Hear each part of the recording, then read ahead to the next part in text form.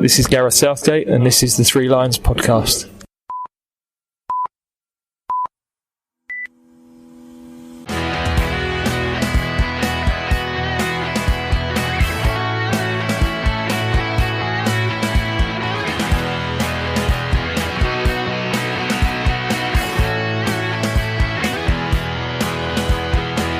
Hello there and welcome to episode 37 of this here, the Three Lions podcast. My name's Russell Osborne. Thank you so much for the reaction on the Gary Lewin podcast. It was a great sport for sitting down and having a chat. If you haven't heard it yet, it is still available. Check back through the previous episodes on your podcast provider. Of course, Gary Lewin was the England physio for nigh on 20 years. He'd seen a lot in his time. Hear what he's got to say on that podcast. And there is, in the mill at the moment, another special podcast being done as we speak. But this episode, what's coming up? We play both the USA and Croatia. So we'll be speaking with Daryl Grove from the Total Soccer Show podcast, and also to Croatian Alex Holiga about the crucial Nations League match against Croatia. And we'll also catch up again with Kunal Sapat about the Block 109 initiative at Wembley. And we also have an overshadowed squad announcement to look at.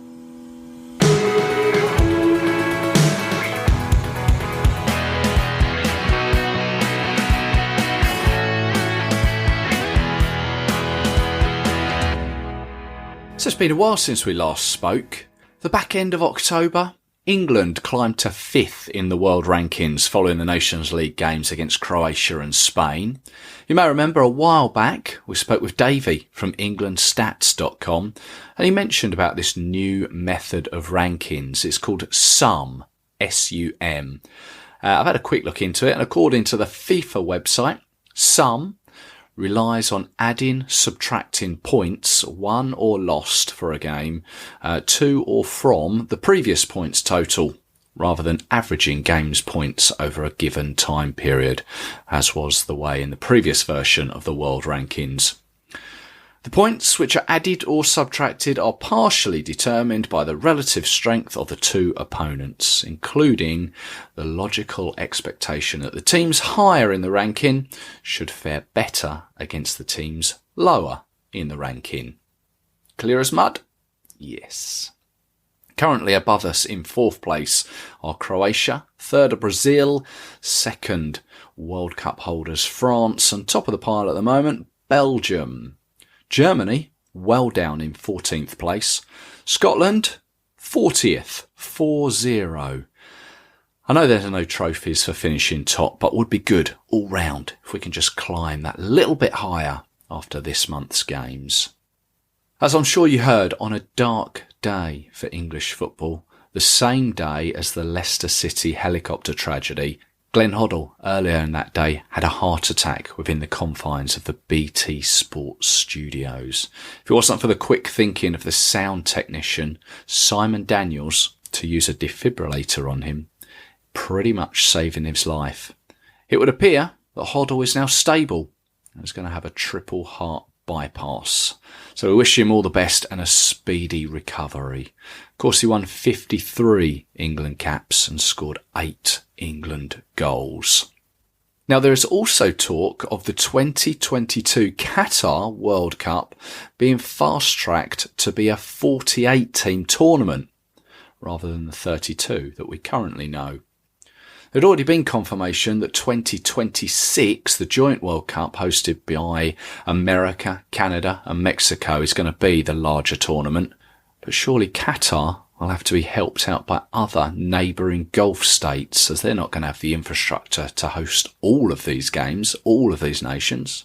Of course, this is the vision of current FIFA president Gianni Infantino. Nothing, it appears, is set in stone yet, but what with the tournament already being moved in the calendar to December, this is just going to be another thing to consider. Qualifications, one thing. Personally, I hope it doesn't happen myself. We'll have to wait and see on that one. The Lionesses have also been in action away in Vienna, Austria, for a friendly. coming away with a 3-0 win. Goals from Chioma Ubagagu and Georgia Stanaway, both on their debuts, with a goal each, and one from Rachel Daly made it 3. It was quite an inexperienced side put out by Phil Neville, and he had said in the build-up that captain Steph Houghton wouldn't be included, as it would have been her 100th cap, and he wanted that to come at home in a game at Rotherham against Sweden. These are England's final matches of the year before the draw for next year's World Cup finals, which take place on the 8th of December. Now, that game against Sweden didn't exactly go to plan, as the girls went down 2-0, beaten for the first time on home soil since 2015. Phil Neville reacting by saying the side needed the loss to give them a jolt in preparation for the World Cup. It's just a little bump in the road to remind everyone that no one is going to just give us the World Cup. We've got to keep on working hard.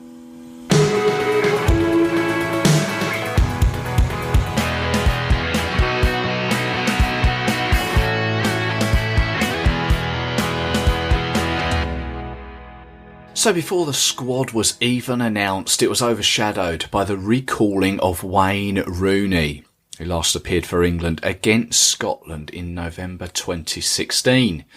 Now, almost 2 years to the day, he's back in the team for the friendly game against the USA. Rooney, it's worth mentioning, retired himself back in August 2017, saying, and I quote, "It was great that Gareth Southgate called me this week to tell me he wanted me back in the England squad for the upcoming matches. I really appreciated that. However, having already thought long and hard, I told Gareth that I had now decided to retire for good from international football. It is a really tough decision and one I've discussed with my family, my manager at Everton, and those closest to me. Playing for England has always been special to me. Every time I was selected as a player or captain was a real privilege, and I thank everyone who helped me. But I believe now is the time to bow out." That's what he said. Now, sure, he is our record goal scorer. 53 goals is a huge success, nothing to be sniffed at. 119 appearances too puts him well in the record books. But this recalling doesn't sit easily with me. A game against the USA, which was announced in April of this year as a friendly, has now, 2 weeks before the game been announced, as the Wayne Rooney Foundation International. I'm sure it's no coincidence that his team, DC United, fell out of the MLS playoffs recently and their season ended.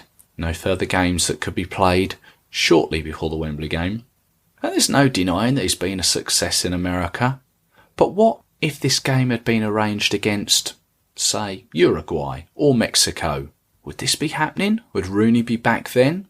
The cynic in me says ticket sales have been poor, and this is the FA's way of ramping them up. One last chance to see Rooney in all white. And if that was the case, and in my eyes it's another reason why we should be taking friendlies around the country. Plus, if you cast your mind back to 2015, shortly after Rooney had beaten Bobby Charlton's goal-scoring record, we played Estonia in a Euro 2016 qualifier. Charlton awarded Rooney with a golden boot on the pitch before the game. So it's not as if he hasn't already been recognised. Based on Gareth Southgate's philosophy, I don't believe that this is his choice. This is something that the FA have forced upon him. Now, I'd like to think that he was vocal enough, but in the end was just shouted down. And I think by including Rooney, we're denying a younger player a trial for England in front of a home crowd. I mean, much was made of James Maddison's inclusion in the last squad, but he actually never made it to the pitch. This could be his opportunity, a friendly, rather than a competitive Nations League game. And I do have the utmost respect for Rooney and what he's achieved for England and would gladly stand to applaud him. But I could do that at half-time as he does a lap of honour round the pitch and the FA could donate a percentage of ticket sales to his charity. In my eyes, more worthy of a tribute game should be the players from 1966, The team, those who have fallen on hard times. Those that are still with us, that is. George Cohen had to sell his medals and now has Alzheimer's disease. Likewise, Nobby Stiles. I'm not deriding the Wayne Rooney Foundation, far from it. It's raised a lot of money and awareness for children's charities across the country. It just all seems a bit too quickly to be decided by the FA of what this game now is. Anyway, it certainly stirred up a lot of debate on social media. Gary Jordan said it shouldn't happen and the players should just refuse it as well. He's moved on, we've moved on from his era. Just move on. David Samuel, that will make the US match even more of a circus. Whereas Chris Etchingham says it's a friendly. People should just lighten up. He's our record goal scorer and it gives him a bit more of a dignified goodbye than he had before. And Dom Smith said it's only for one game. Harmless. I also done a quick Twitter poll on our Twitter feed at 3 Lions Podcast, which actually finished 60% of people said that it was a good idea that he was recalled to the squad. Anyway, whatever you or I think, he has been a great servant to our country, and I imagine the odds will be stacked high for him to make it 54 goals. Here's an excuse to reminisce on Wayne Rooney.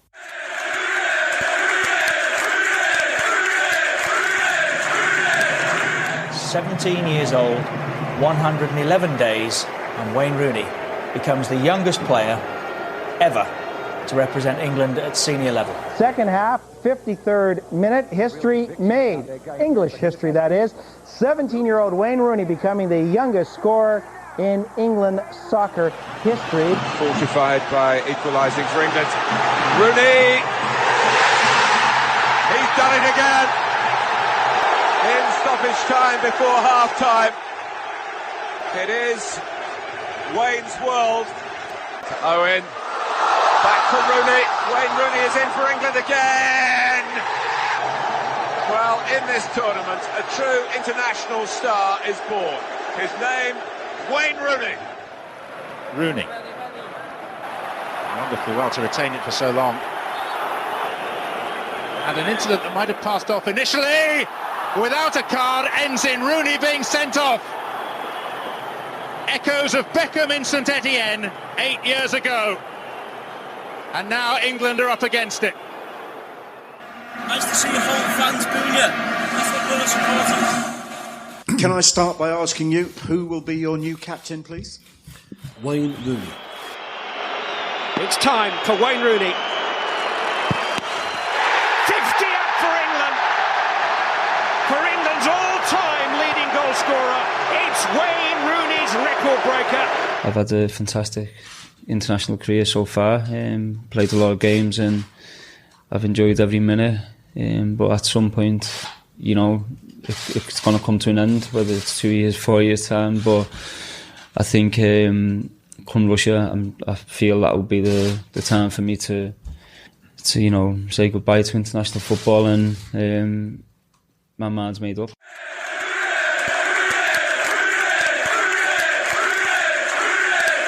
Right, the squad. It was announced on Thursday the 8th of November. Other than Rooney, the main highlight was the inclusion of Bournemouth's Callum Wilson. 6 goals in 11 appearances so far this season, and I must admit he was off my radar. But he stands the chance to add to his one under-21 cap he earned back in 2014. Other uncapped players include Marcus Bettinelli, Lewis Dunk and Alex McCarthy, but all have been squad members before.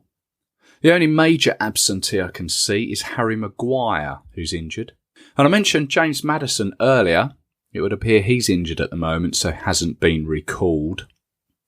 But there are recalls for Michael Keane of Everton, and Dele Alli and Jesse Lingard also return.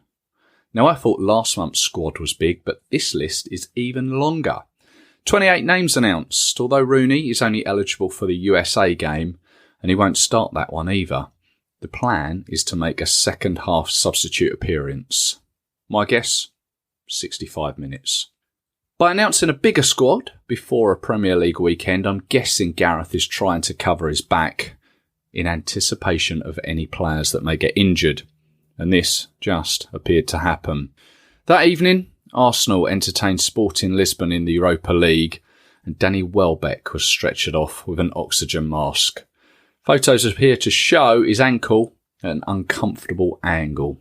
I think it's safe to say he's out. By the time this podcast goes live, I'm pretty sure others will have pulled out too.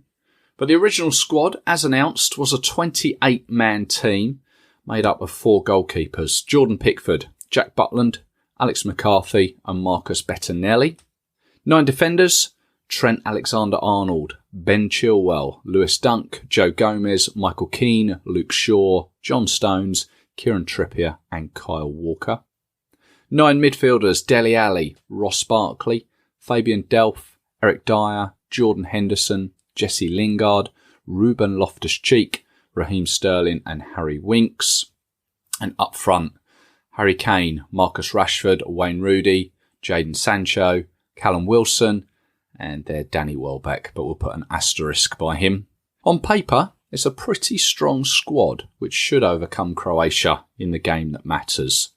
On the stats front, it's made up from 5 from Spurs, 4 from Man City, 3 from Liverpool and Manchester United, 2 from Chelsea and Everton, and 1 from Fulham, Stoke, Leicester, Brighton, Southampton, DC United, Dortmund, Bournemouth and Arsenal. Again, little asterisk there. 596 caps between them, although bulked up by Rooney's 119. And of course he does add to the goals tally, which is 111. But take his 53 away and you get a more realistic 58. Average age of 24.5. Again, that's taken into account Rooney's age.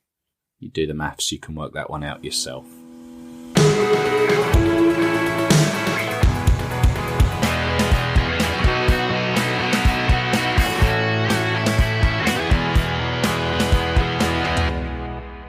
With the USA game coming up this coming Thursday, there's a lot of hype around it. I'd like to welcome Daryl Grove from, it's across the pond, as they say, and he comes from the Total Soccer Show.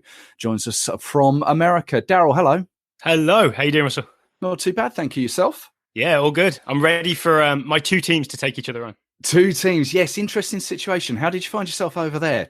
The very short story is I met a girl, and that's yeah, and that's why I'm here. So I've been in the US since 2005, but I've been here long enough that I've really taken on the US team as my team. I really have got this equal love for England and the USA. It's a really interesting experience to have one team that goes to the World Cup semi-finals and one team that doesn't go to the World Cup at all. Yeah, I was going to say it's been a strange year for American soccer, or the national team, hasn't it? How's that been taken?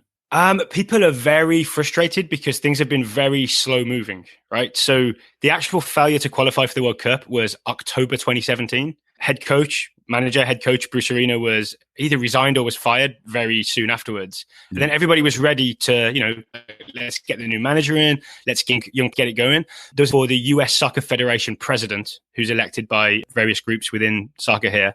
That took a few months until February. And then they wanted to appoint a general manager, which is more like a technical director type person who would oversee the coaching to give some continuity between coaches. So that took a long time. It was Ernie Stewart, who I'm not sure people might remember from the 94 World Cup. He was appointed in August as the general manager, and now he's been conducting interviews to appoint the new coach. So we've gone more than a year now, no new coach. And what we've had is Dave Sarachan, who was essentially an assistant coach under Bruce Arena, who's just been basically bumbling along as as interim head coach. So it's been a whole year of people just waiting and waiting and waiting.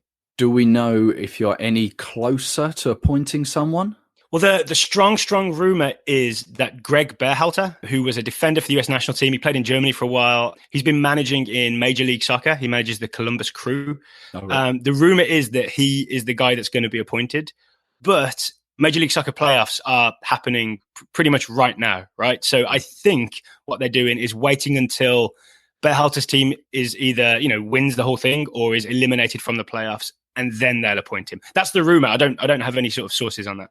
That's just your theory and the rumor, but it makes sense though, wouldn't it, to leave the playoffs until it's all done? Yeah, definitely. Yeah, but I think the frustration for most fans is we would prefer that that US soccer just told us that that's what was happening rather than just waiting it out and not giving any information. Yeah, I can see kind of both sides of it. I'm sure Columbus Crew, you said their manager. I imagine that their supporters may take umbrance to that, would they? Pretty much. Well, they've had, I don't want to get us too distracted, being where they were attempting, the owner of Columbus Crew was attempting to leave the town and move the team to Austin, Texas. So they've been very preoccupied with the fight to keep the team in, like a Wimbledon MK Dons situation. Has been brewing for about a year, and it looks like they might have won and kept the team in town. So they've definitely had bigger things to think about this year.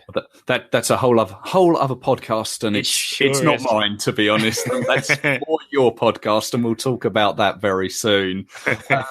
So, I mean, this year, from what I can gather, played about 9 games of, and it's been an even spread. You've drawn to Bosnia, France, and Peru. You've beaten Paraguay, Bolivia, and Mexico, but you've lost to Ireland, I saw, Brazil, which is acceptable, and Colombia, which so it's been an even spread. So the story of the past year has been, there's been the frustration with not having a permanent coach, but what Dave Sarachan, as the interim coach, has done is called up a bunch of kids, basically. A lot of the more senior players, like names that people would recognise, have not been called in, and Sarachan has used this year to literally give games to guys who haven't played any senior football. Like, not all of them, but there's a guy like, say, Josh Sargent is a name you'll see on the squad.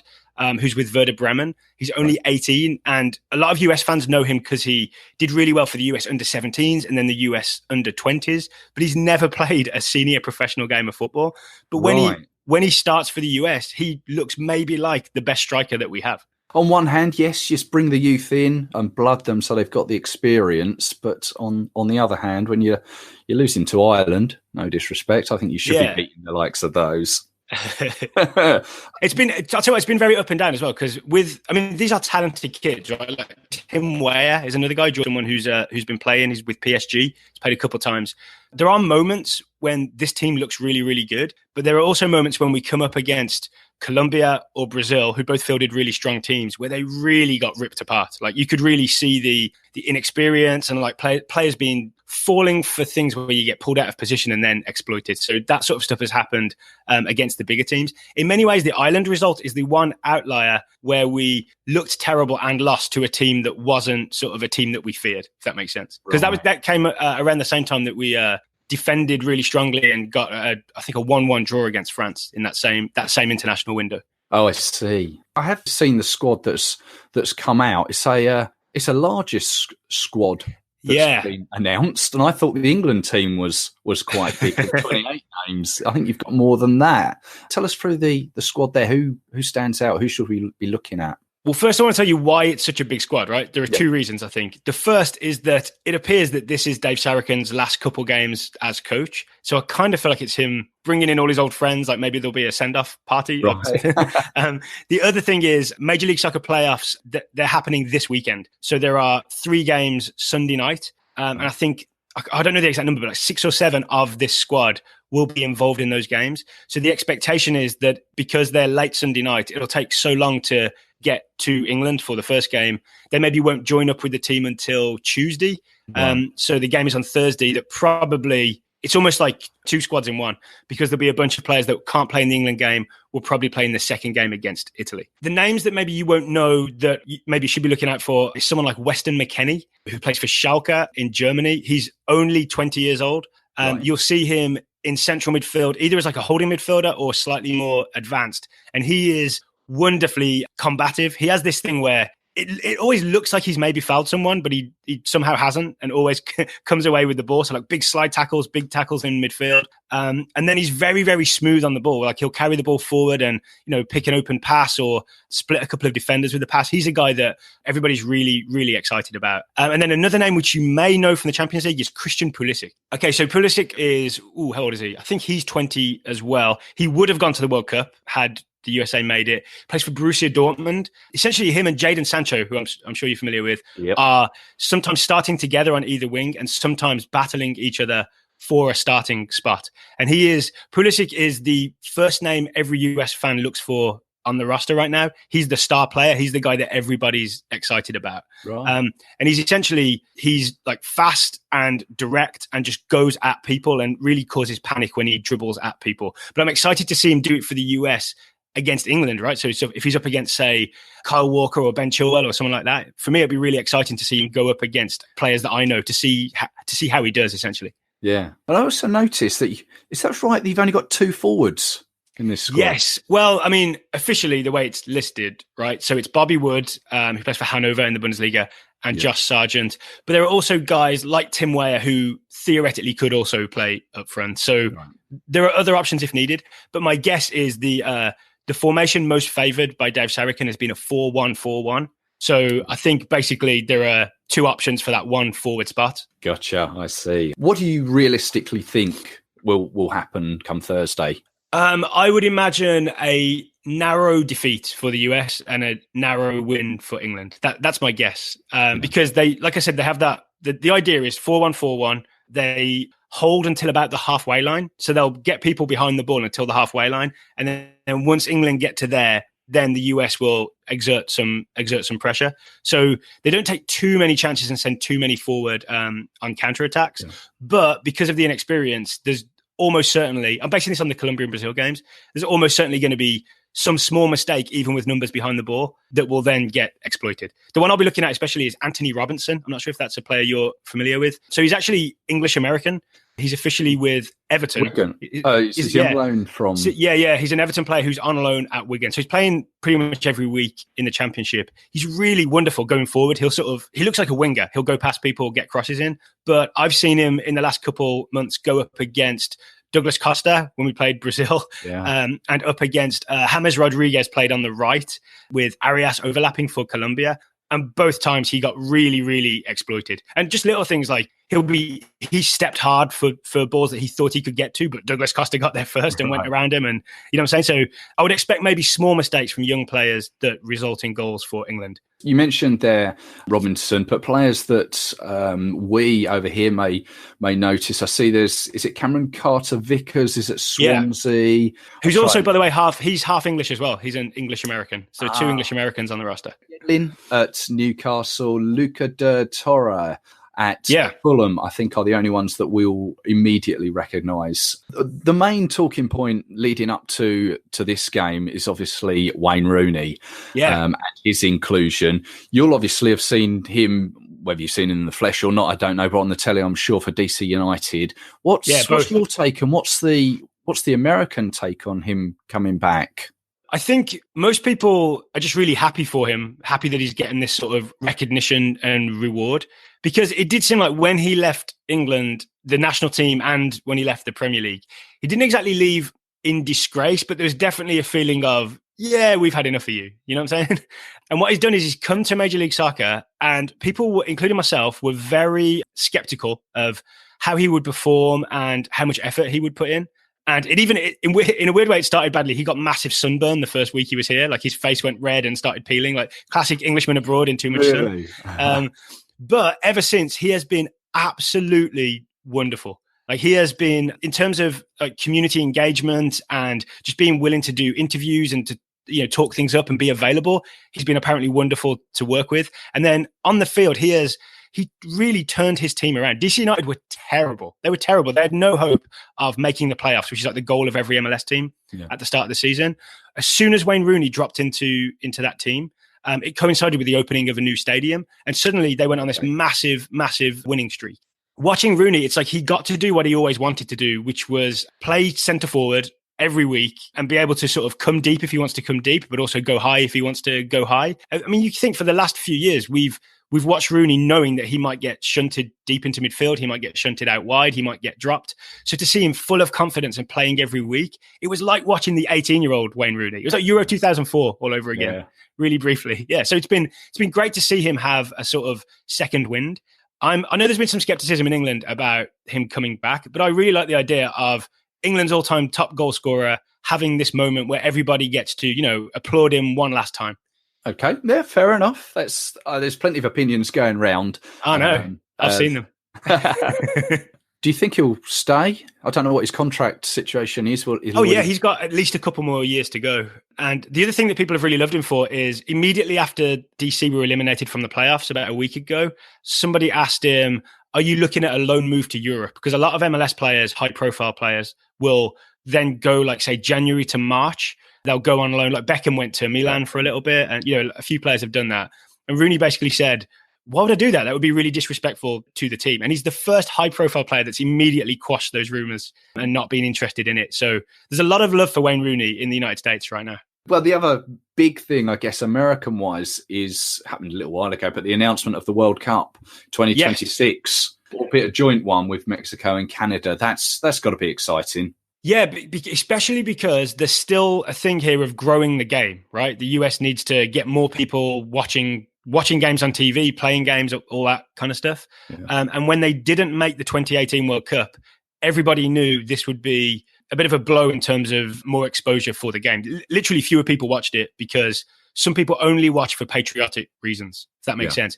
To host it in 2026, I mean, one, it's guaranteed the US qualifies. So that's one big thing. But also just people will get into it in the same way that people got into various sports in London in 2012 for the Olympics, right? So it will play a major role in pushing things forward once again. Because to give you a good example, last time hosted the World Cup in 1994, part of that deal was the launch of Major League Soccer in 1996. So it has big effects when the US hosts the World Cup. It has big effects internally for the growth of the game. And it's likely to, I guess, for the likes of Canada as well. Yeah. So the deal is that the US is hosting like 80% of the games, I think, and the other 20% is split between Canada and Mexico, which is kind of, I think, a deal they had to make just to get some hosting. But yeah, I mean, it's great for Canada because they would not be hosting a men's World Cup on their own. Oh, okay. Total Soccer Show, your podcast. Tell us about it. So it started on a local radio station here in 2009. So it's me and my friend and co-host Taylor Rockwell, who's American. We're in Richmond, Virginia here. So he's from here. So it started out as sort of serious because the people at the public radio station really held us to a high standard, taught us how to use all the equipment, all of that kind of stuff. And then over the years, we sort of added a second show a week, and then we rented our own studio space and we went to 5 shows a week. And It slowly turned into this full-time thing where we could quit our other jobs, and now we get to do this full-time soccer podcast. Excellent. So you get to see a fair amount of games then and mingle with various people, do you? Yeah, I mean, yeah, absolutely. Not so much in terms of we don't go to endless live games because we're making money, but we don't have a gigantic travel budget. But when we do get to go, the good thing about American soccer is it's in some ways it's a very small world. So once you know a few people, you can almost get to know everybody fairly quickly. So if you go to various events, everybody you know in American soccer will be there. So it's quite a nice little, like a band of fellow warriors, sort of, because everybody's really into the idea of, grow the game. Let's make it happen. Yeah. So it's nice to be involved in that world. So if people want to get in touch with you, what's the best sort of way? Follow us on Twitter. We're at Total Soccer Show. We're pretty responsive on there. Our website, totalsoccershow.com, has a contact page where we take emails, and also we invite listener questions. So if anyone has any questions, send them in. We love doing listener question specials because listeners ask questions that we'd never thought to answer. So that stuff's always fun. And obviously what we want everybody to do is subscribe to the podcast and listen. I mean, if England fans are looking for a sort of a deeper dive into the US side, a big England USA preview will come out in the next few days. Well, I will plug that. I'll put a couple of links to your Twitter, website, etc. on our Facebook and Twitter page and all that as well. All right. Thanks, Russell. Enjoy the game come Thursday. Yes, I will do. You too.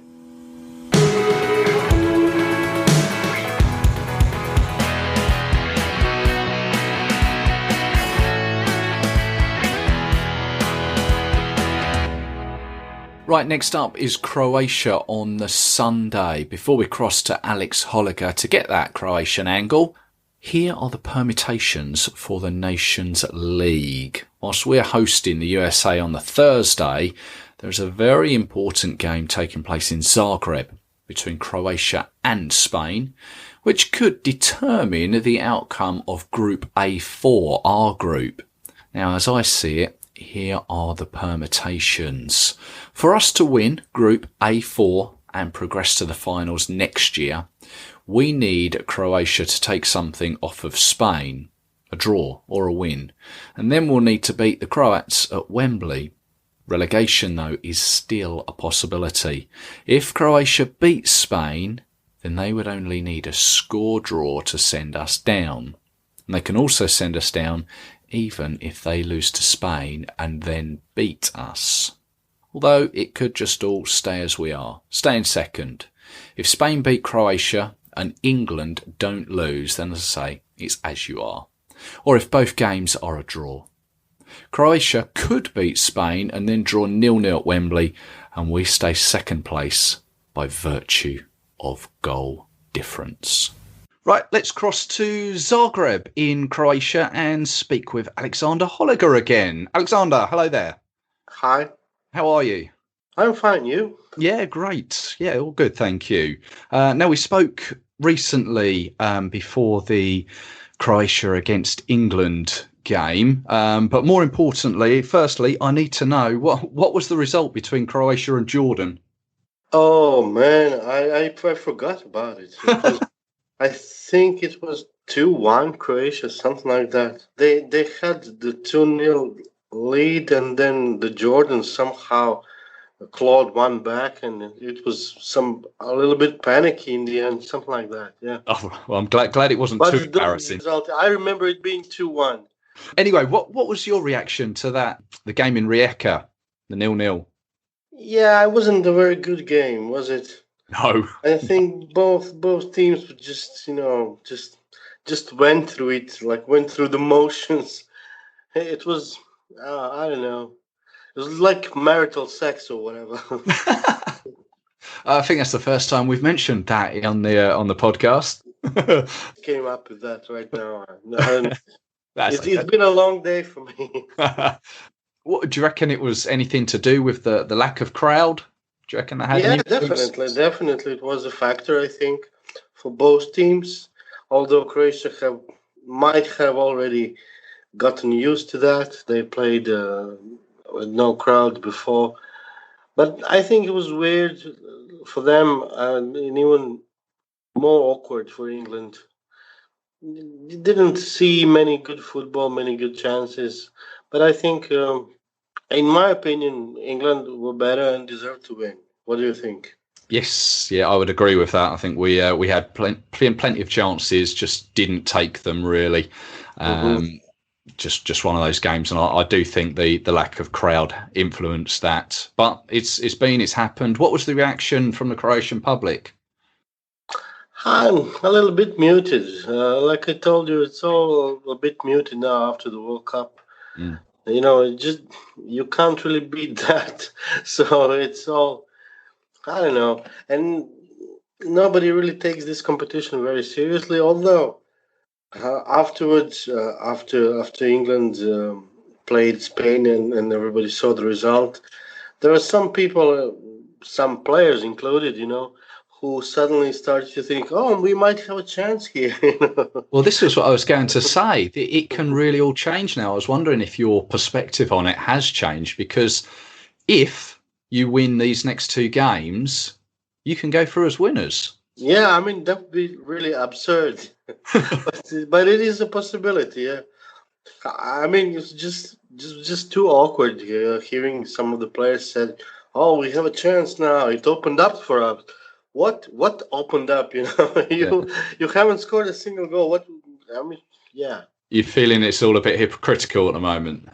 Yeah, I mean, I know things could change, but they haven't shown anything so far to to support that kind of hope. Right.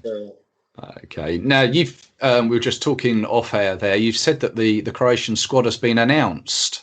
I haven't seen it yet. Any surprises there? What can you tell us about it? Not really surprises, but this is for this time. 3 kids from the under-21s were included, and especially 2 of those kids really deserve a call-up, and they're both attacking players, wingers or attacking midfielders. One of them you might be familiar with him because it's Nikola Vlasic, who is under contract with Everton. He's now on loan in Moscow at CSK, doing fantastically there. Right. And he's been just brilliant for the under-21s, like 3 assists in one game, and he's just in like on top of his game right now. Okay. Both for the club and for the team. So I'm hoping he'll get a chance.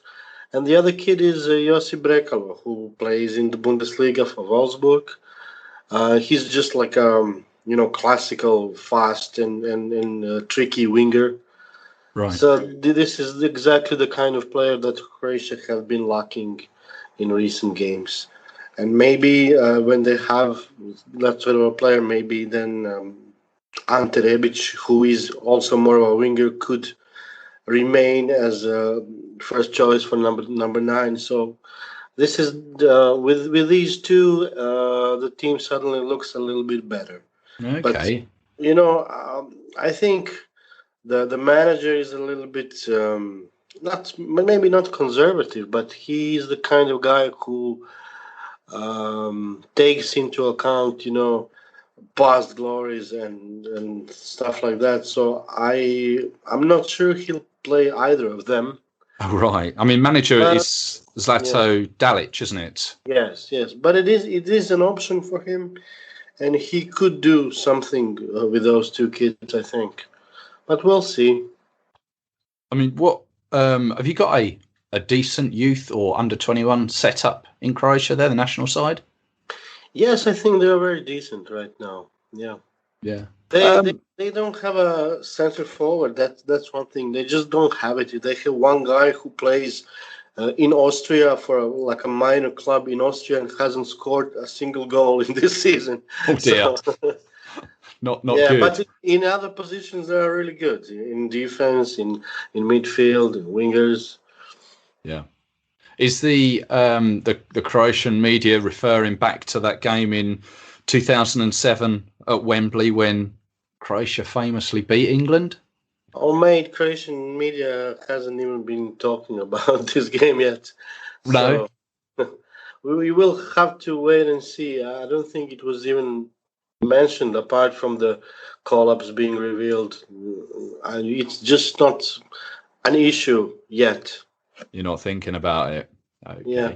Do you think a lot of Croatians will travel over? I mean, I remember that game in 2007. The away end was just heaving with Croatians, and I know we've got a. Well, that was different. It was the first official away game with England. True. And the team had much more support back then than it has now, and even if it didn't have any competitive meaning, I suppose people booked their flights early on and bought tickets early on. So yeah. It was different. I think it will be some perhaps decent support because it's just convenient to go to London and people would rather go to London than to say Moldova or some place like that. So they probably go and have fun and see a game. I see. Okay. What's going on with yourself though, work-wise? What are you writing at the moment? At the moment, I'm just working on this website of mine. I'm the chief editor of Telesport HR, which is like a general sports website in Croatia. I've been doing that for 2 years now. Right. It's like my project, my idea, my concept. So I have to keep it on a certain level. Yeah. And besides that, I haven't really been writing much in English since that first game versus England. I wrote some stuff for The Guardian back then, and afterwards I didn't. So, yeah. Okay. All right. Well, we'll keep an eye on Telesport. Was it Telesport HR? Yeah. Okay. Oh, great. And if anyone wants to talk Croatian football, you're open to that? Yes, of course I am. Most people already know me from Twitter and stuff like that. So I'm the usual, go-to guy when it comes to Croatian football, and I appreciate people like you asking me about it. Well, I appreciate you giving us some time on the Free Lines podcast. Yeah, no problem. All right. Well, enjoy the game, or you've got 2 games because you've got Spain as well. Yeah. Is that in Zagreb? Yes, it is. Yes. Will you be going to that one? No, I won't. Watch it on the telly. I don't really enjoy going to games in Zagreb because I don't feel very good at the stadium. I don't know if you've ever been, but it's surely the ugliest stadium in Europe. I haven't been, but I've seen it, and I think it's a strange one. Yeah, it just every time I go there, I have this funny feeling, and I just don't want to go. It's just more convenient to watch it at home. Okay, Alex, thank you very much for that. Appreciate that. Okay, cheers. Thank you. Bye.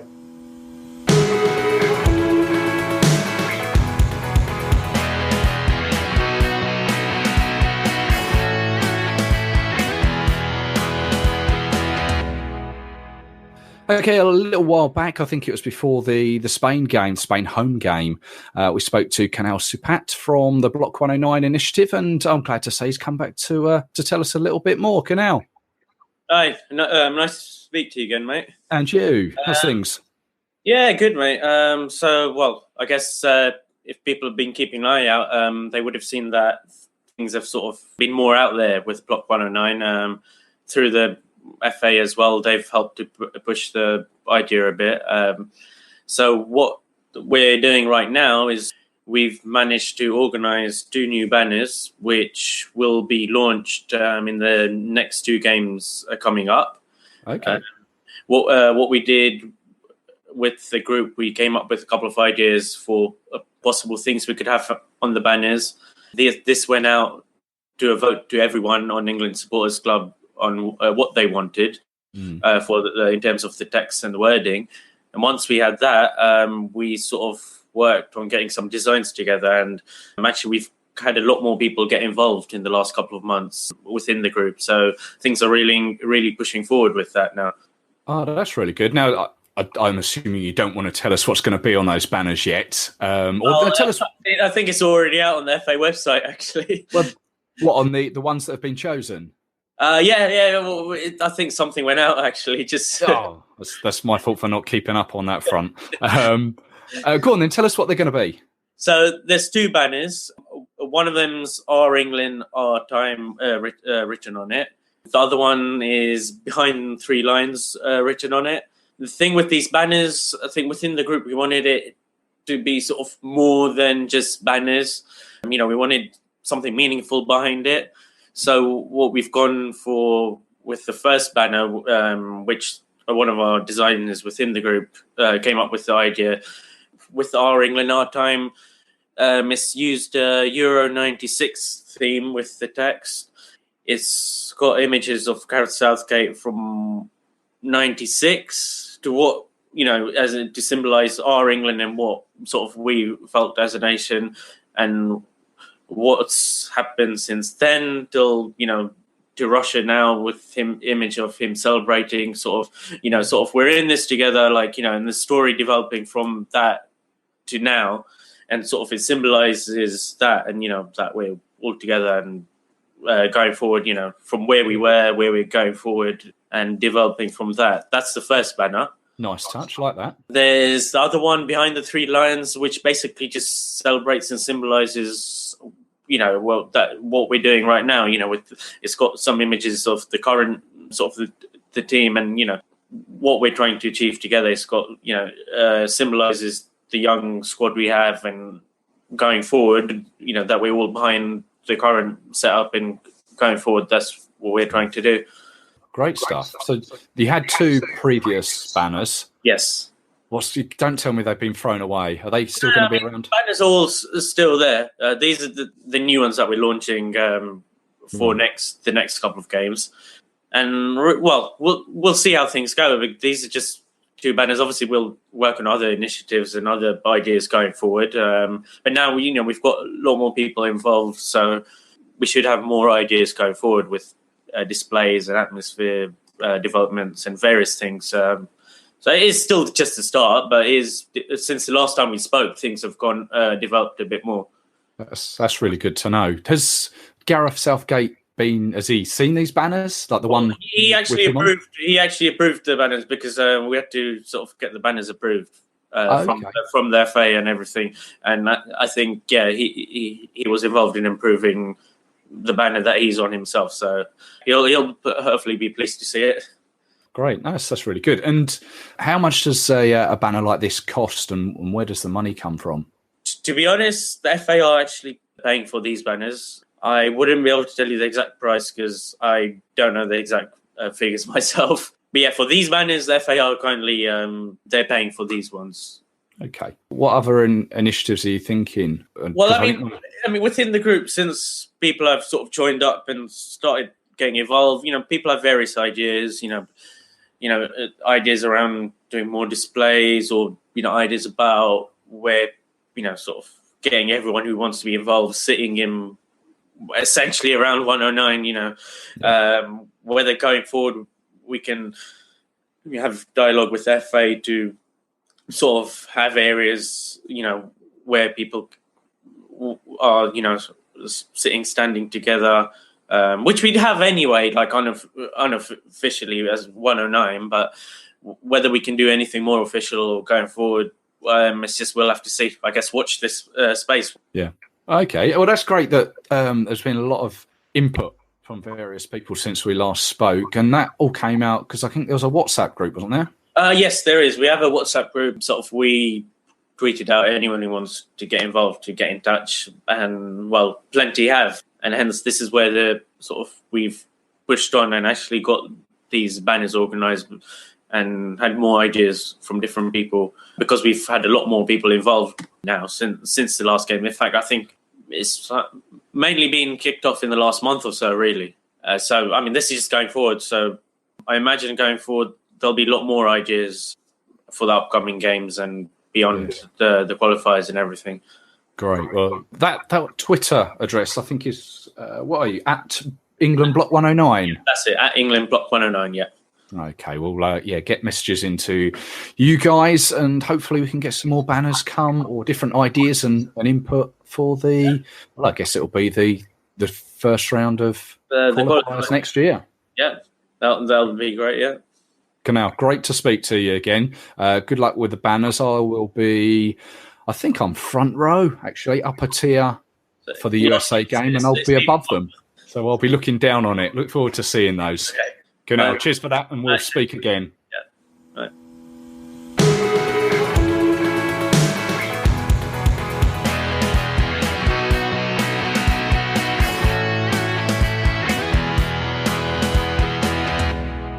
There we have it, a preview for our next two games. On a personal note, the USA game will be a personal milestone for myself, my 100th match watching England in the flesh.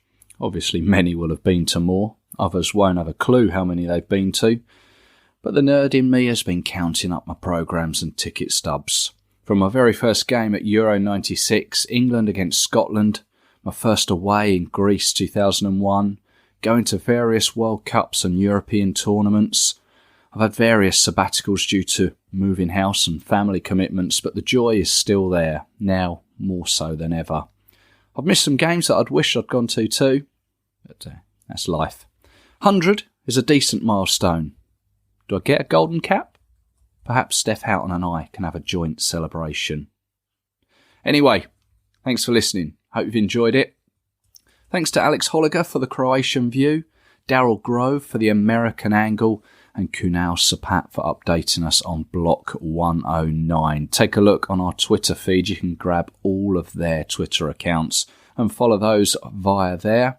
And we are at Three Lions Podcast. You can search the same on Facebook.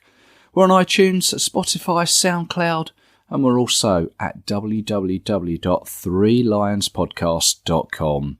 And I'll be grateful if you get the chance to leave a review, like, subscribe at all the usual places. I would be eternally grateful. I'll be back after the Croatia game to go over it all, hopefully in a positive frame of mind. And I'll also have a little teaser for the next interview podcast I have coming up.